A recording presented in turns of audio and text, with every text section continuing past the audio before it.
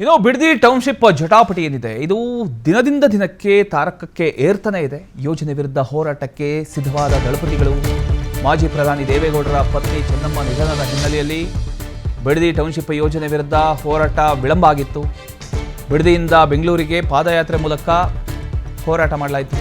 July 30ರಿಂದ August 1ರ ತನಕ ಪಾದಯಾತ್ರೆ ಮಾಡೋದಕ್ಕೆ ಈಗ ದಳಪತಿಗಳು ಸಜ್ಜುಗೊಂಡಿದ್ದಾರೆ. ಬಿಡದಿಯಿಂದ ಬೆಂಗಳೂರಿಗೆ ಪಾದಯಾತ್ರೆ ಮೂಲಕ ಹೋರಾಟ ಮಾಡಲಾಗುತ್ತೆ. ಅಧಿವೇಶನದ ವೇಳೆ ಪಾದಯಾತ್ರೆಗೆ ಜೆಡಿಎಸ್ ಈ ಒಂದು ಚಿಂತನೆಯನ್ನು ನಡೆಸಿದೆ. ಈಗ ಚೆನ್ನಮ್ಮನವರ ಅಗಲಿಕೆಯಿಂದ ಈ ಒಂದು ಹೋರಾಟ ಏನಿತ್ತು ಬಿಡದಿ ಟೌನ್ಶಿಪ್ ಜಟಾಪಟಿ ವಿಚಾರ ಇದು ಸ್ವಲ್ಪ ವಿಳಂಬ ಆಗಿತ್ತು. ಈಗ ಮತ್ತೆ ಜೆಡಿಎಸ್ ಪಾದಯಾತ್ರೆ ಮಾಡೋ ಮೂಲಕ ಇವು ಹೋರಾಟವನ್ನು ಮಾಡ್ತೇವೆ ಅಂತ ಈಗ ಹೇಳ್ತಾ ಇದೆ. ಸೊ ಚಿಂತನೆಯನ್ನು ಕೂಡ ನಡೆಸಿದೆ. ಈಗ ಈ ದಳಪತಿಗಳು ಈ ಒಂದು ಹೋರಾಟಕ್ಕೆ ಎಲ್ಲ ರೀತಿಯ ಒಂದು ಸಿದ್ಧತೆಗಳನ್ನು ಮಾಡ್ಕೊಳ್ತಾ ಇದೆ.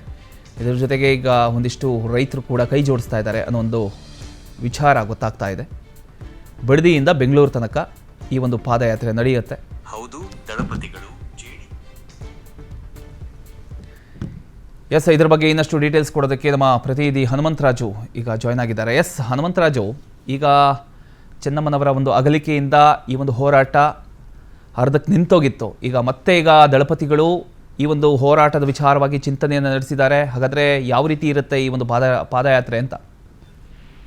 ಪ್ರಮೋದ್, ಈಗಾಗಲೇ ಏನು ಜೆಡಿಎಸ್ ಅವರು ಏನು ಬಿಡದಿ ಹೋರಾಟಕ್ಕೆ ಸಾಕಷ್ಟು ಸಿದ್ಧತೆಗಳನ್ನ ಕೂಡ ಮಾಡಿಕೊಂಡಿದ್ರು. ಚೆನ್ನಮ್ಮವರವರ ನಿಧನ ನಂತರ ಕೊಂಚ ಸ್ವಲ್ಪ ಹಿನ್ನಡೆ, ಇದು ಸ್ವಲ್ಪ ಮಟ್ಟಿನಾಗಿ ಏನು ಹಿನ್ನಡೆ ಹಾಗೂ ಸ್ವಲ್ಪ ರಕ್ಷಣೆ ಕೂಡ ಕೊಟ್ಟಿದ್ರು. ಅದಾದ ನಂತರದಲ್ಲಿ ಈಗಾಗಲೇ ಏನು ಜೆಡಿಎಸ್ ನಾಯಕರು ತಮ್ಮ ಪಾದಯಾತ್ರೆಗೆ ಸಮಯವನ್ನು ನಿಗದಿ ಮಾಡಿದ್ದು ಜುಲೈ 30, 31 ಹಾಗೂ ಆಗಸ್ಟ್ 1ನೇ ತಾರೀಕರಂದು 3 ದಿನಗಳ ಕಾಲ ಪಾದಯಾತ್ರೆಗೆ ಈಗಾಗಲೇ ಸಮಯವನ್ನ ನಿಗದಿ ಮಾಡಿದ್ದಾರೆ. ಸುಮಾರು ಏನು ಇಲ್ಲಿ ಬೆಂಗಳೂರಿನ ಫ್ರೀಡಂ ಪಾರ್ಕ್ ನಿಂದ ಹಿಡಿದು ಬಿಡದಿವರೆಗೂ ಏನು ಪಾದಯಾತ್ರೆ ಮಾಡಬೇಕು. ಜೊತೆಗೆ ಅಲ್ಲಿ ಬರ್ತಕ್ಕಂಥ ರೈತರುಗಳನ್ನ ಒಳಗೊಂಡಂತೆ ಸಾಕಷ್ಟು ಸಂವಾದ ಕಾರ್ಯಕ್ರಮಗಳನ್ನ ಆಯೋಜಿಸಬೇಕು ಅಂತ ಈಗಾಗಲೇ ಸಿದ್ಧತೆಗಳನ್ನ ಮಾಡ್ಕೊಂಡಿದ್ದಾರೆ. ಇದೇ ವೇಳೆಯಲ್ಲಿ ಏನು ಅಧಿವೇಶನ ನಡೆಯುವ ಸಂದರ್ಭದಲ್ಲಿ ಕೂಡ ನಾವು ಪಾದಯಾತ್ರೆ ಮಾಡಿದ್ರೆ ಸರ್ಕಾರಕ್ಕೆ ಎಲ್ಲೊಂದು ಕಡೆ ಮುಜುಗರ ಆಗುತ್ತೆ. ಜೊತೆಗೆ ಬಿಡದಿ ಹೋರಾಟದಲ್ಲಿ ಜೆಡಿಎಸ್ಗೆ ಸಾಕಷ್ಟು ಬೆಂಬಲವನ್ನ ರೈತರು ಸೂಚಿಸ್ತಾರೆ ಅನ್ನೋದು ದಳಪತಿಗಳೆಲ್ಲ ಇದು ಸಾಕಷ್ಟು ರಾಜಕೀಯ ಲೆಕ್ಕಾಚಾರದ ಪ್ಲಾನ್ ಆಗಿದೆ. ಪ್ರಮೋದ್, ಥ್ಯಾಂಕ್ ಯು ನಿಮ್ಮೆಲ್ಲ ಮಾಹಿತಿಗಾಗಿ ಹನುಮಂತರಾಜು.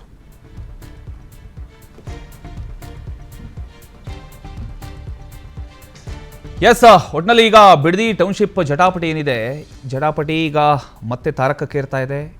ಸೊ ಈಗ ಫ್ರೀಡಂ ಪಾರ್ಕಿಂದ ಬಿಡದಿವರೆಗೂ ನಡೆಯುವಂಥ ಒಂದು ಪಾದಯಾತ್ರೆ ಯಾವ ರೀತಿ ಇರುತ್ತೆ, ಎಷ್ಟು ಜನ ಸೇರ್ಕೊಳ್ತಾರೆ, ರೈತರು ಯಾವ ರೀತಿ ಸಪೋರ್ಟ್ ಮಾಡ್ತಾರೆ ಈ ಒಂದು ವಿಚಾರಕ್ಕೆ, ಎಲ್ಲವನ್ನ ನಾವು ಈಗ ಕಾದು ನೋಡಬೇಕಾಗಿದೆ.